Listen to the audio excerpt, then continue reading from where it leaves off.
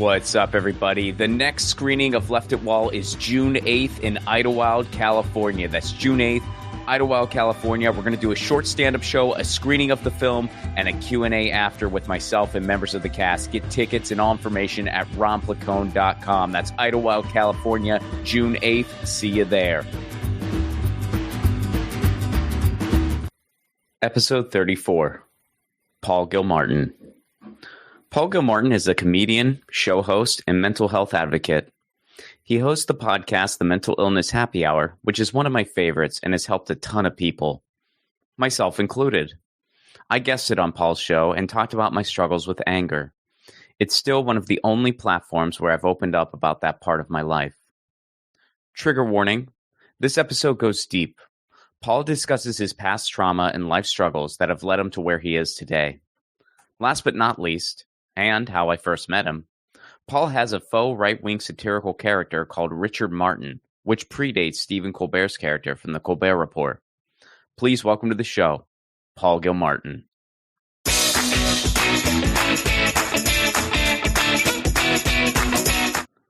So Paul Gilmartin, good to see you. And it is also very ironic. I don't know if ironic is even the right word, but you know, we had been talking about doing this, and then right around the same time that we were scheduled to do this, I got dumped by my therapist, which I don't want to make that a focus of the interview, but I feel like it has to come up with you being the guest. But yeah. So remind me again the reason that your therapist, quote unquote, dumped you. Honestly, Paul, I don't think he liked me. I mean, it was really, I don't want to but I had gotten vibes he didn't care for me. And I even mentioned it to my wife. I'm like, I don't think my therapist likes me. And she goes, I think that's in your head. I don't think that's a thing. And I said, well, I think it could certainly be a thing. They're human beings just like everyone else. Right. But, and at the end of our last session, he said, I used one of those, like a telehealth type platform. Mm-hmm. It's through my insurance, but it's a telehealth type thing. And he said something, he goes, I don't know if I'm still going to use this platform, so we can't work together anymore. I can try to give you a referral. Which, I mean, I talk about this in my act now. I don't think that was, I feel like that would be the equivalent of if you were dating a person in real life and they said, hey, I might move, so we can't see each other anymore. Well, are you going to move? I don't know, but I might. Right. And just in case I do, we can't see each other. So it's the entire time it was going through my head. I'm like, I think you just don't want to see me anymore. Like you might. And even if that was true, if you were, why wouldn't you say, hey, for us to continue working together, we can do it this way. Right. And also, Paul, I never got that referral. So did you try? Didn't like me. Did you try getting on your knees and wrapping your arms around his legs and saying, "Don't go, Daddy"? Thought about it, because that does work sometimes. I thought about it. Yeah, it feels weird. It was something interesting to grapple with. So let's dive into you. What is your history with mental illness? Alcoholism and depression runs in my family. Trauma runs in my family, just generation after generation. Both my parents, I believe my dad, I know my dad was an alcoholic. He did get sober later in his life, but a very trapped in his head kind of a guy. Not abusive, but I would say was physically present, but was rarely mentally present. You know, he had moments where he could be, but and then my mom, kind of like no boundaries, inappropriate, creepy, especially when I was a boy growing up, and adolescent, even in the young adult. You know, just. Creepy in what way? Like what? I mean, can you expand on that? Just whatever. Yeah. Took my temperature rectally till I was 8 and asked, like, why are we still doing it this way? would like chide me if I wanted to, not be naked in front of her, grab my ass, treated me like her therapist when I was 7, talking about how she wanted to leave my dad. Just a lot of, just always had the vibe that she was getting something out of using me physically and emotionally, and kind of, I don't know if it was sexual to her. I think it was probably more of a control thing.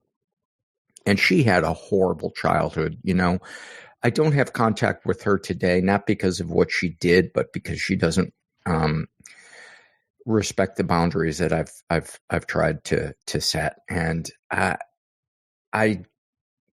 truly believe, I believe that she has some type of personality disorder, and that she just can't help herself. The metaphor I kind of have in my mind of her is that she's a cactus that wants a hug.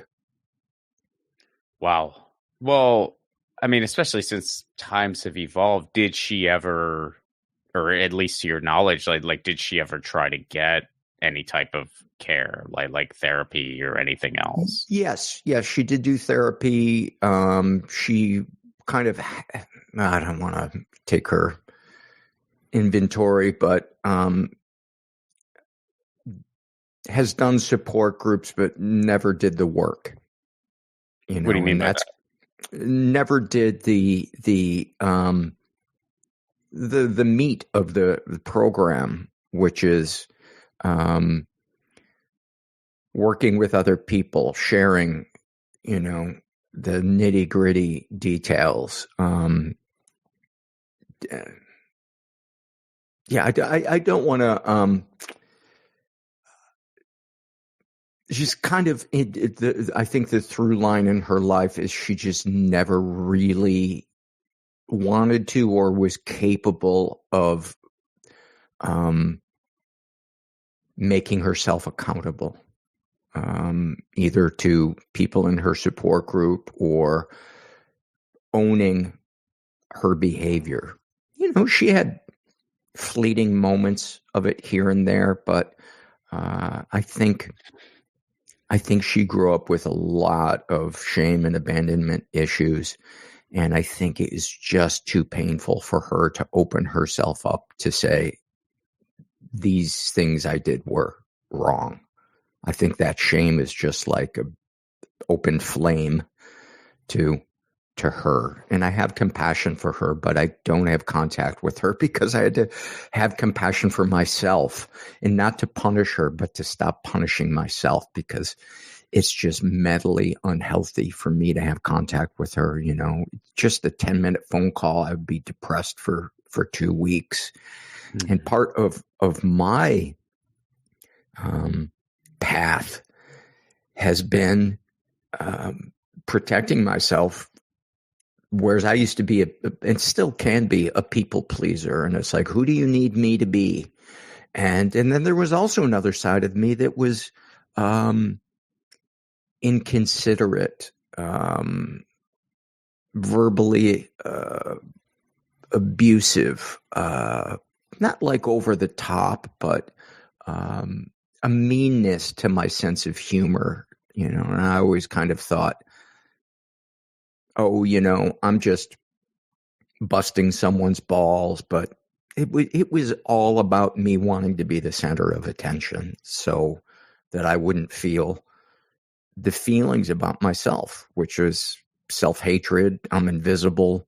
And I think depression, I remember feeling what I can look back now and see as depression, as probably as early as 9-10 years old. I just remember laying on my bed and just staring at the light in the ceiling with just this kind of vague sense of, I don't know, numbness. But, I had friends. High school was a different story. Grade school, I had friends. I was popular. but high school was rough. Not like I was getting picked on all the time, but in a class of 1,000 people, I was the smallest kid. Really? Yeah. Yeah. And I started smoking weed and drinking around my freshman year. And, there is evidence that people kind of emotionally stop growing when they begin to use addictions to cope. And so I got sober at 40 and I'm still sober 20 years later, but my stunted emotional growth is, it's still something I'm working on, unpacking all of that stuff, battling depression and anxiety. The whack-a-mole of addictions. Yeah, I give up drugs and alcohol, and then it's pornography, and then it's video games. And bit by bit, I kind of get rid of each one and obsess about something else. But it's gotten better. The obsession is kind of less and less intense. Woodworking is kind of my thing right now, but I gotta say it's a pretty healthy obsession. But yeah. Well, what makes an addictive personality? What do you think are the things that combine for that? Well, the belief among mental health professionals and researchers is that there is a genetic predisposition and then environment. They say that genetics is the gun and environment pulls the trigger. Mm-hmm. And so, yeah.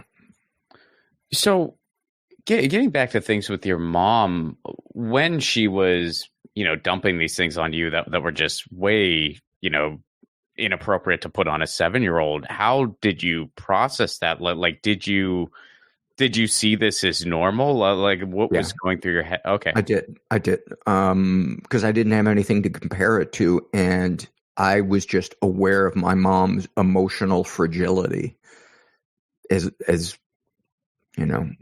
from 7 or 8 years old.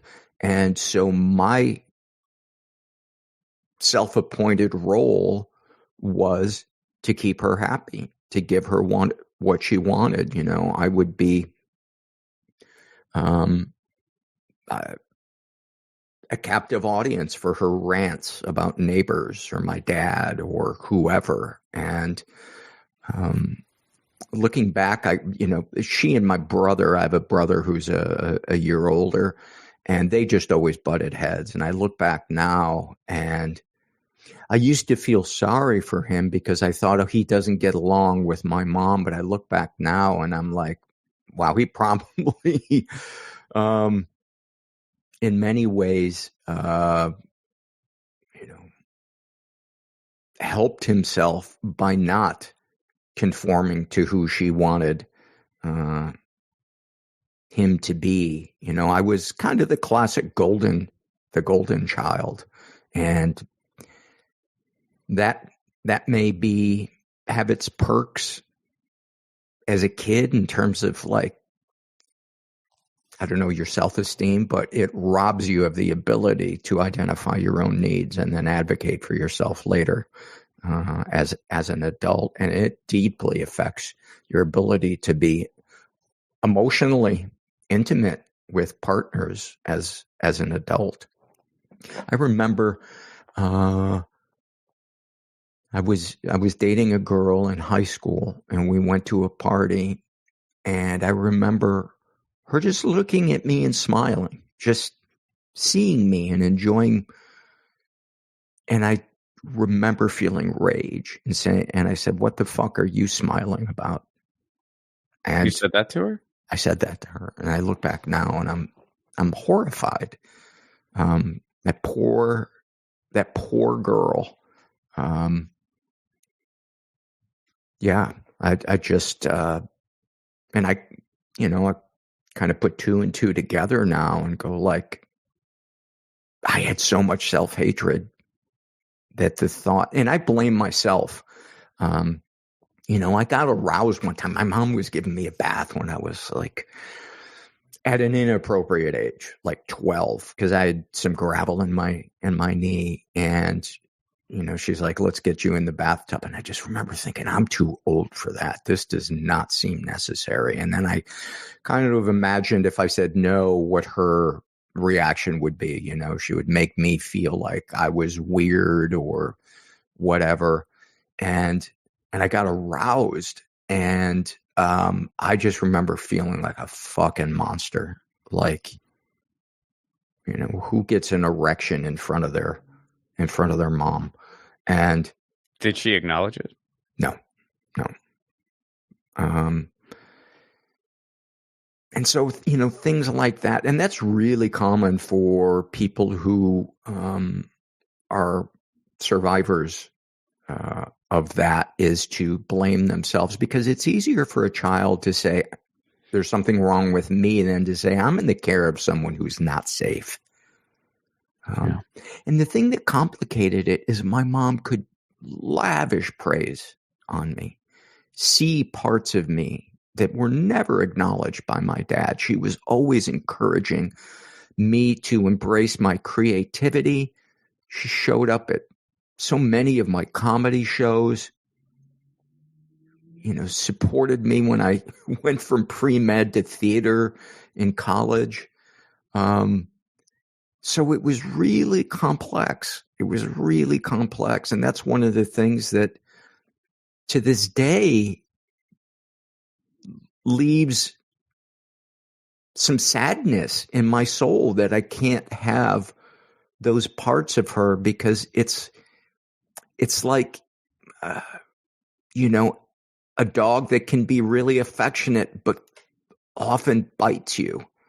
And it's like, eventually you got to go say to yourself, this dog keeps biting me. And as much as I love the affectionate part of it, and I'm not saying my mom's a dog, but that's the analogy that I share with people who keep returning to a relationship with somebody who will not respect their boundaries. Yeah, I've heard you talk about that, use that metaphor on the podcast before. Yeah. Well, so the girl, when you asked, what are you smiling at? What did she say? I think I remember like a feeling of a look of like, her face dropping, like, and she was too young to probably know I didn't do anything wrong. This guy's fucked up. So yeah, I feel bad about that. And that one really stands out to me. And another example of, I think, how emotionally stunted I was as an adult is I was in my 30s, and there were workmen at my house, and they were putting in new floors. And I walked in, and this is in the early 2000s. And I saw one of the workmen stealing CDs from me. And I was such a people pleaser. And he saw me see him. And I pretended I didn't see him because I didn't want to embarrass him. They weren't your favorite CDs, I hope. They were. No. It was Zeppelin. Oh, no. And I look back now, and I would react so differently today. I would say, pack your shit, give me my CDs, and I'm calling your boss. Yeah. Yeah. I mean, that's the appropriate response when somebody's stealing from you. And it wouldn't be hard for me to say that. Mm-hmm. But it has taken so much work to get to the place where that is my natural response without any anxiety about him. It doesn't mean I wouldn't be anxious in that moment. Sure. But, yeah. It's got to, I mean, and, I can, it's always, I don't know. I mean, let me run this by you. I feel like it is a significant sign of growth when you can look back on something from your past where you behaved in a way that it was reflective of what you were going through. But you were, definitely wrong when someone's smiling at you because they're just happy to be around you. Like, what the No fuck are you doubt. smiling at? Definitely not the Yes. right response. And No. and I think back to moments in my past where my temper was completely out of line, and I ruined certain moments, and I've like did not handle things the way I should have, especially in dating. And like I think it's a sign of growth when you can kind of look back on that and be like, I was wrong. I said things that were not the right thing to say. And I reacted, like I lost my cool when I shouldn't have. And this should have been a conversation, not me, getting angry, basically. Mm-hmm. So I want to talk about. And another part of my story that I think is important to mention is that I in my marriage and even pre-marriage, I was a cheater, and I hated myself for that. But the compulsion to cheat was. I didn't know that there was help for it. Yeah, I was in therapy, but what I really needed was a support group or intensive trauma therapy to find better coping mechanisms to deal with all of those fears of intimacy. I think one of the things that was so satisfying to me about one night stands is I didn't have to worry about that person overwhelming me with their needs, because as soon as the act was over, I was out of there, and I would never call them again. But I just remember sitting in my living room and watching TV with my then wife and thinking, you are such a piece of shit. She has no idea. And, a lot of people who, and this is not to excuse it, but a lot of people who are abused then go on to abuse. And, thankfully, I never, interfered with children, but I did mistreat women. And that's still something that's hard for me to let go of, the shame and the regret, because I clearly hurt, my then wife, and I've apologized to her. And I know, and I would pressure women into sex. I look back now and I was like, wow, that is a form of violation. I would lie to myself and say, well, they just don't want to appear loose. They just need to be talked into it. And it makes me cringe thinking about it now. But I think it's important as a part of my story to share that. So it's not like, oh, all these things happened to me, and, I've always been the victim. Let's talk a little bit about the podcast. I'd prefer not to talk about that, Ron. That's a little too personal.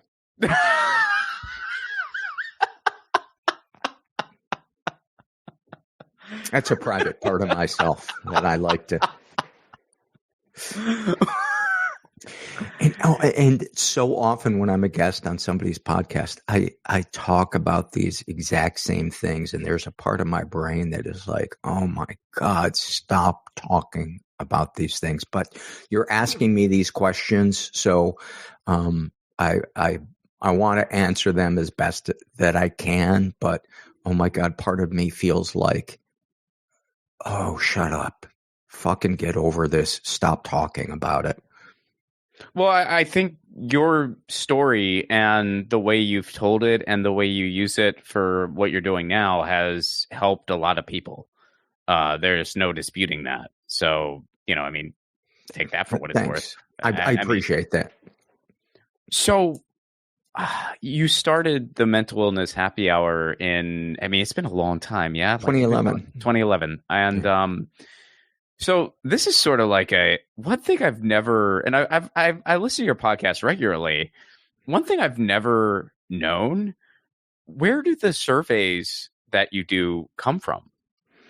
I don't know. The idea just popped into my mind. I get a lot of the ideas that wind up working, not only on the podcast, but in my life in general, come out of meditating. Just an idea will pop into my head. The name for the podcast, which I think is really sums up the vibe of it. Yeah, we talk about mental illness and calling it happy hour. It's like, there's probably some humor in there. That came to me while meditating. But yeah, the idea for the surveys, it might have come after I had the first listener as a guest, and her story was so compelling. That might have led to me realizing, wow, I would like to hear more of people's stories that are listeners. I can't remember exactly, but it's to me, a really enlightening part of doing the podcast. I've learned so much from people sharing anonymously the deepest, darkest things that they think about or have done or have happened to them. How much screening do you do ahead of time? Because I listen to the show and I hear the things that you read, and these are people just sharing the most intimate details of their lives, and some of them are like so dark. I've almost had to pull over at various times. It's just so heavy, and as a performer, there have been times where I'm like, what's he gonna say to this? And then you always have like just a beautiful, poignant response. Like it really is incredible. Thanks. And so, how do you? If you're willing to give a peek under the hood, that's not all in real time, is it? No. Incredible. No. I set aside the night before I record my intros and outros, i.e. the survey part of the podcast. I usually have recorded the interview separately with my guest. So then the day before I release the podcast, or 2 days before it, I will go through the surveys. People fill them out on SurveyMonkey, and there's probably a dozen different ones that I read from. There are some old ones that I don't really read from much anymore. But I will go through those and see what people have filled out, and I try to keep up with them. There's one survey I can't keep up with because it's the darkest survey. It's the shame and secrets survey, and over 10,000 people have filled that out, and I'd say I'm somewhere around maybe 7,000 in reading those. So I usually will go through max 4 to 6 of those, and I'll pull usually 2 to 3 of them, and I'll go through the other surveys, which I've been able to keep up with, and I'll pull a couple, and I print them out old school, and then I order them, put them in the order that I think would be best suited to the podcast, kind of lighter in the beginning and then the heaviest stuff towards the end. And I try to pepper the light surveys, the positive kind of surveys, things that people love or happy moments they've had in their lives, and I pepper those throughout to keep it from just being sad fest. What are some problems in the mental health industry? Boy, that's a big question. Well, I can tell you the most glaring one, and a lot of people don't get to experience it, but is the experience that people have in psych wards, either involuntarily being committed or voluntarily being committed. Burnout by the people that work there, a lack of intensive care. People occasionally do have really positive experiences that have a long-term positive effect on them, getting on the right meds, feeling seen, being treated as a human being rather than just a diagnosis, compassion from the staff, leaving there with tools to cope. But it's the minority, I would say, of the surveys that I read. It's called Psych Ward. I believe that's what the survey's called. And I've probably read 500 of them. And I would say 1 out of every 7 is a positive experience. Now, to be fair to the facilities and the institution in general, in many ways, it is just meant for acute care. It's not meant to be something where they can leave and, they don't need any kind of continuing care. The problems have been solved. But it's more so a lack of them feeling seen and respected and being dealt with as a human being. That part bums me out. Another really glaring one that's kind of surprised me is in the Shame and Secret survey, to the question, have you ever been the victim of sexual abuse? There's a couple of things they can choose from. Yes, and I reported it. Yes, and I never reported it. No, I haven't. Or some stuff happened, but I don't know if it counts. And it is shocking to me, the things that people aren't sure about. The most overt, things like, my uncle used to molest me, but, we never had intercourse, so I'm not sure if it counts. Or my uncle used to touch me, but, I didn't say no. Or, just the whole spectrum of things. And I think many of the people that say that, if somebody else shared the exact same story with them and said, this happened to me, they would be like, oh my God, that's horrible.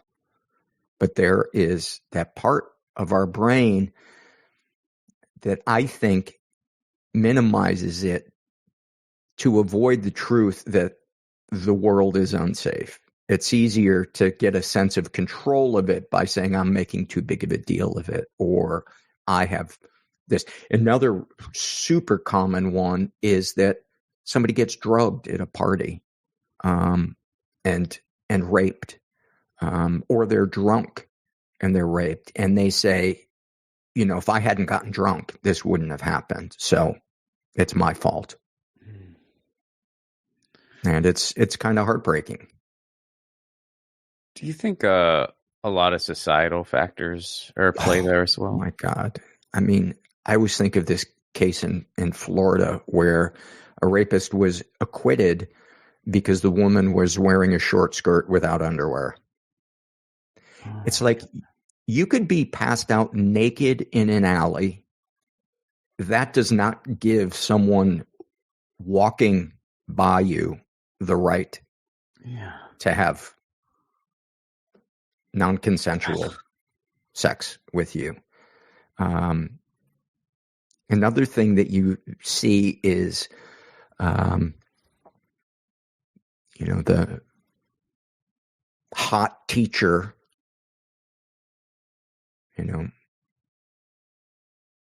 sexually abusing her 14-year-old male student. And you read the comments on these news stories, and it's overwhelmingly by the men saying, I wish that had happened to me. You know, she's hot. That boy's lucky. And they don't understand. Your body may be aroused, but your soul is experiencing something completely different. And your soul is the thing that is left with the lasting effects from it. You know, it is the analogy that I usually share is, yeah, you know, an 11-year-old kid would love to get behind the wheel and drive down a crowded highway going 70 miles an hour. But they are not prepared to do that. Mm. And it is not safe for them to do that. It is, yeah, I see that a lot. There's a survey called the Voice in Your Head, and the things that we say to ourselves, we would never say to a friend. And one of the biggest struggles in life is becoming your own best friend. You know, we're stuck with ourselves, for better or for worse, and why we would be our own worst enemy. You know, one of the things I often say is nobody has ever shamed themselves into being the person they want to be. And yet that's the go-to for many of us. We mistake it as discipline, and it's not. It's not. And that doesn't mean you can't own your mistakes or look back at something and say, I fucked up. But make a note to yourself to react differently next time and move on.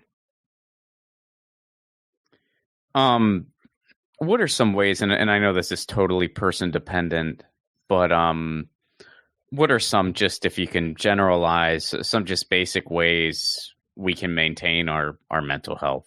I have a support network. I'm a big believer in support groups. There's something really powerful about peer-to-peer support and interaction. It's life-changing. And yeah, the variety of support group meetings, the quality varies greatly. Mm-hmm. But keep searching for your tribe. It is so many moments of growth, connectedness, and intimacy. I learned how to be intimate in my support groups, and I learned what unconditional love looks like and feels like.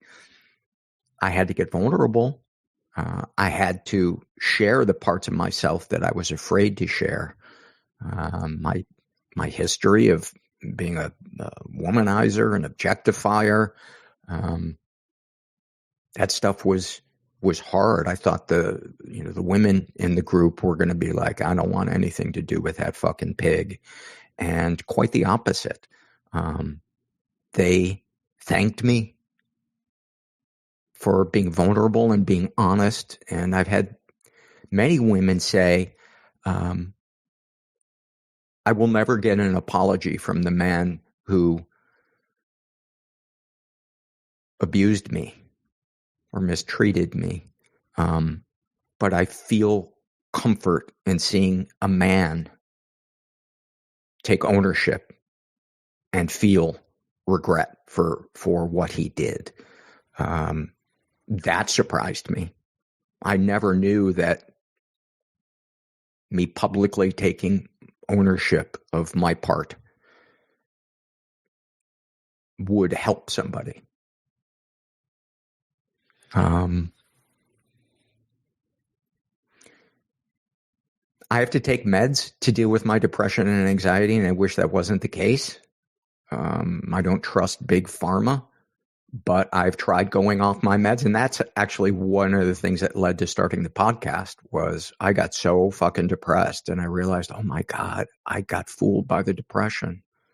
I thought it was really that my life was horrible and that I needed to end it.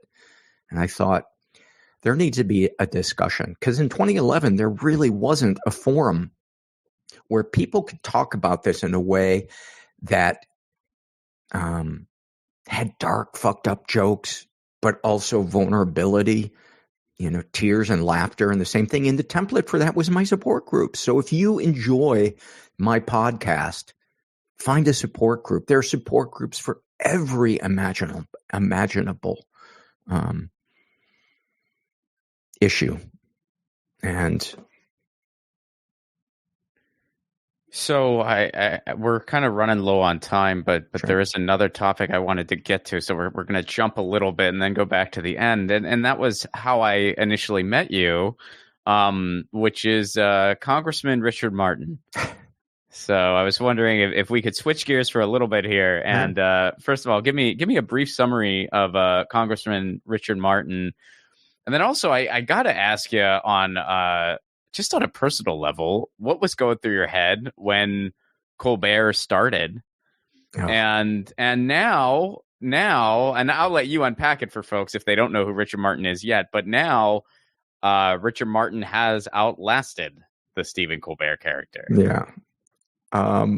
It was 2004, and the and then President Bush was running again, and I felt so powerless, with the war in Iraq going on and lots of other things. I just felt so much anger. And there was a night I was doing comedy, and it was just one stand-up after another, bitching about what was going on. And I was one of those as well. And I thought, what's a different angle that I could take on this? And the idea came to me, and I've been sober about a year, and I don't think, if I wasn't sober, I don't think I would have had the balls to try something kind of outside the box. I think my self-esteem would not have allowed me to potentially fail in trying this. And I immediately knew exactly how this guy dressed, how he talked, how he wore his phone. Which is very funny, by the way. If no one's ever seen it, you could find clips online. Yeah. Although I never wear my phone actually on my belt, but I talk about it sometimes. And so the first open mic that I went to doing this character, it was at a bar, super loud. Nobody was listening to the comedians, and I went on stage, and people just all of a sudden they stopped playing darts, they stopped talking, and this was before I said anything, and because it was different, they were like, "Who is this guy in pleated khakis with French cuffs, cufflinks, a pinky ring, his hair neatly parted, and tasseled loafers?" And I knew the language that this guy used. He calls women gals. He's a quote unquote Christian, and of course a hypocrite. And that's one of the things I wanted to satirize, was what I saw as the hypocrisy of the Christian right. Mm-hmm.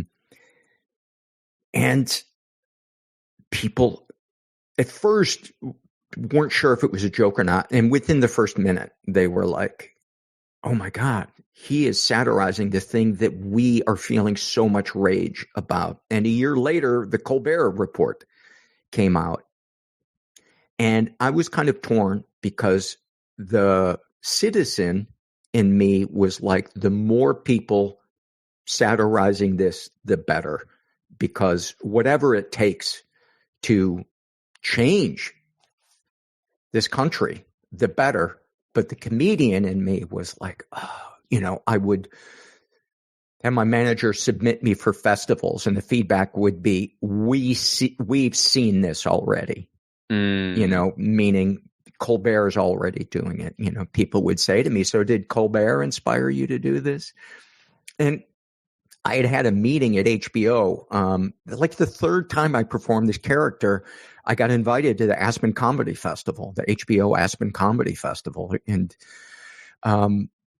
there was something there. And so I had a meeting. And one of the potential showrunners was a guy that was then a staff writer for the Colbert Report. And I always wonder, was there something there? But, this was before they were with the Colbert Report? They saw you? They saw me. Oh, before? Oh. Yeah. I'd be wondering that too. How could you not? Yeah. But I don't know if he came on after or if he was there from the beginning. But, his correspondence dinner to me, and he bombed doing it. Oh, yeah. And in 2006, yeah, it was brilliant. It, to me, is the height of comedy and satire in the history of this country. And it's moments like that where I'm like, no, it was meant to be that he does this character. And I've never depended financially on that character. I do it as my picket sign, and I really enjoy working the satire muscle in my brain, writing jokes for this guy. So I love performing him, but I'm really lazy about booking stage time for him. So I've just really kind of trailed off in performing him, and I miss it. I miss it. Being 60 years old, I've just kind of lost a lot of that go-getiveness, getting out of the house. And I feel some shame and regret that I don't have the energy or the push, because I do believe that that character needs to be seen by more people. And if enough people see it, it could be really popular. And that's one of the things that actually was going through my brain this morning, was like, man, you need to make some phone calls and do this character more widely. I have so much material for this guy. And yeah, there's some clips out there, but I feel like I don't know, like I'm kind of missing the boat because I'm just too complacent. Well, hey, I feel like the time is right, and one thing there's no shortage of is just ridiculousness in the world for content. So, dude, the cartoon has the cartoon of the character I do has been caught up by reality, if not surpassed by it. The things that I used to say that were so ridiculous have come true. Yeah. Oh, they really have. Yeah, it is quite something. So in closing here, where would you like to direct people? Go ahead and plug away. Well, the podcast, you can follow me on social media at mentalpod, and the website is mentalpod.com. Richard Martin, there's an actual congressman, I think he's from Utah, or he was a congressman named Richard Martin. So if you're Googling me, it'll probably be pretty obvious which one is the joke and which one isn't. There's some really old clips out there, and there's probably some new ones, but I don't think they've gotten enough traction that it might even show up on Google. I did if you look up the Young Turks, I did an appearance there. It was probably, I started doing it in 2004. It was probably, 2006, 2009, something like that. But a lot of the jokes are kind of evergreen, and I think you get a sense of it. And some of the jokes, even though they're, from past events, I think they're still pretty funny. Paul, thanks for doing this. Thanks, Ron. That was Paul Gilmartin. Check out the Mental Illness Happy Hour. Music for the 1000 podcast is provided by Andrew Saxona. Be sure to check out his podcast, the Baywatching Podcast, wherever you get your podcasts. Leave us a 5-star review, would you? And if you want to support this show on the sustainability end, you can do so over at patreon.com/Ron Placone. For a Give What You Can level, you get all kinds of cool perks, a bonus podcast between Andrew and myself, screenings to a bunch of my films. We do virtual screenings. And so this is something. I was cleaning out my Dropbox recently because I had to clean out my Dropbox. And I came across a lot of old interviews from back when I had a radio show in Nashville, Tennessee. And I'm going to be dropping them for patrons. Some of the ones I found: the unedited interview with Ian Anderson of Jethro Tull, an interview with W. Kamau Bell before he got the CNN show, and an interview with Jimmy Dore before we were working together. So I'm going to be dropping that on Patreon over the next couple months. So if that's of interest to you, you can join for as low as $1 a month. All right, episode 34, closer to 1,000. You know the drill. See y'all next week. So, guys, we have a question this week, and this question comes from Nicole, and I believe it references episode 30, the Chris Silber episode, where I talked about how I used to work at a funeral home when I was in high school. So here's Nicole's question. I'm extremely interested in hearing about how you ended up working for a mortuary as a teenager and what that experience was like. I kind of got an idea that it helped you develop some empathy for others, or rather became aware of your empathy.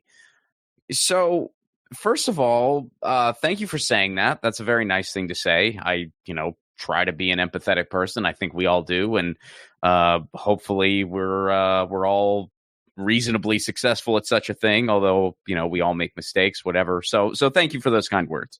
So I'll say this: being a mortician is like being a mayor or a local politician, basically, in the sense of you have to be so present in the community and you have to be very well liked in the community. And I don't know if it's still this way, but it was definitely this way when I was growing up.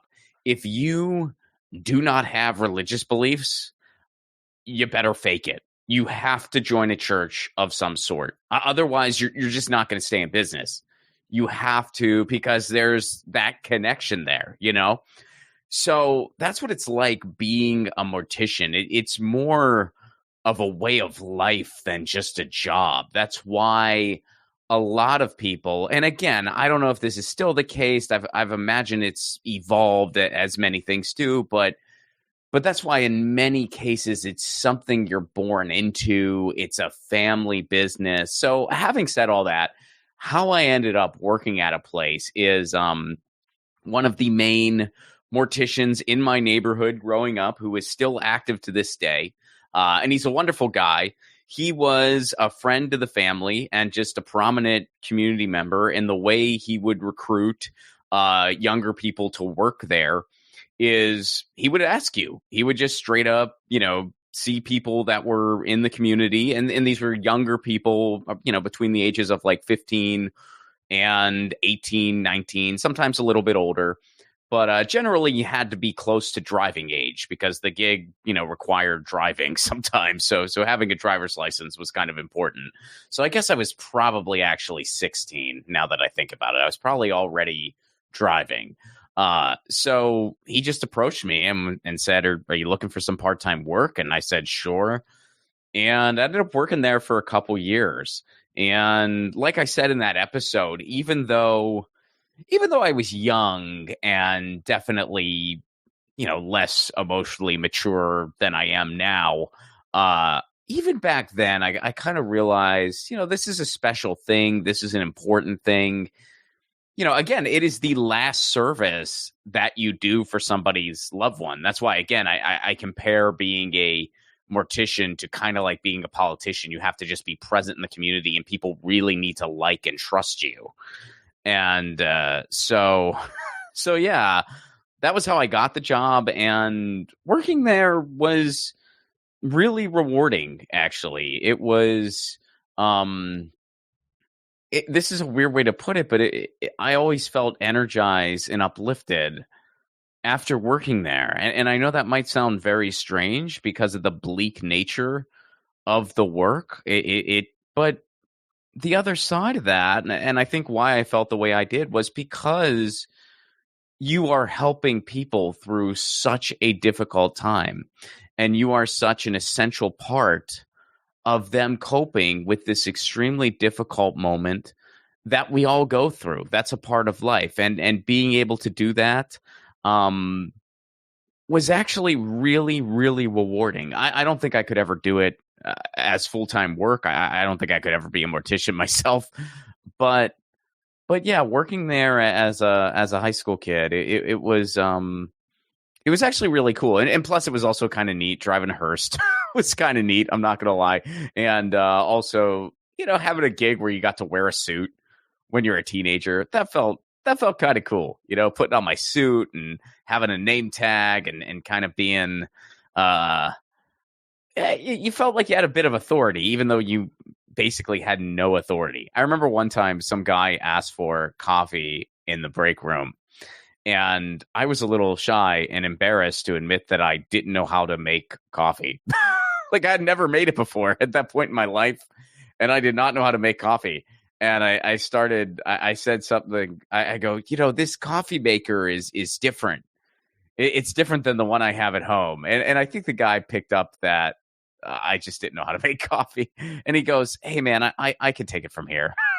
And he ended up making the coffee himself. But yeah, it was a really, really cool gig for a young. And, when I see, again, that person is still a family friend to this day, and they're still running the mortuary to this day, the funeral home. And now he's basically handed it off to a new generation, but he's still kind of present. He's getting ready to retire. But, every time I see him, we kind of make a joke. He goes, how's LA? How's the business? And I go, man, it's kind of rough. Can I have my old job back? And he goes, sure, I'll see you Monday. And then sometimes I'll even send him a text. So the last time my wife actually sent a text, and she goes, hey, Ron wants to say he's sorry that he's missing his shift. So yeah, it's been a long running joke between us. For many years now. So yeah, thank you for that question. I really appreciate that. That's an awesome question. Guys, if you want to ask a question, please email me, ronplacone.com, fill out the contact form. It goes right to me, and I'll try to answer a question every podcast. On some longer episodes, I might not have a question, but when the episodes aren't super long, yeah, I'll definitely try to answer one every episode. So send them in. ronplacone.com, email me. You can ask me about stuff from a different episode or just whatever you want. It doesn't have to be 1000 centric. It can be about anything you want. And yeah, thank you very much for that question, Nicole. Hey guys, Ron Placone here. Take your own 1000 challenge. No, you don't need to interview 1,000 people, although if you want to do that, go for it. Your 1000 challenge can be whatever you want. Maybe you want to call a friend out of the blue once a week. Maybe you want to read a book every month. Maybe you want to start a different garden every season. I guess that might be dependent on where you live. Look, the point of the challenge is taking on an endeavor that enriches your life in some way, and it can be measured. And then, of course, you do it regularly. That's what 1000 is doing for me, and hopefully for you too.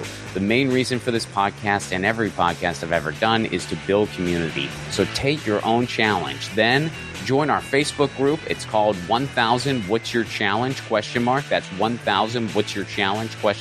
And post about what your 1000 challenge is and the progress you're making. All I ask is that people be encouraging of each other's challenges. This is personal and vulnerable, so be cool. There's enough negativity on social media. We don't need to add to it. For those of you who aren't on Facebook, hopefully in the future we'll be expanding to places like Discord, Reddit, but for now, we're starting on Facebook. And again, that Facebook group is called 1000 What's Your Challenge? See you there.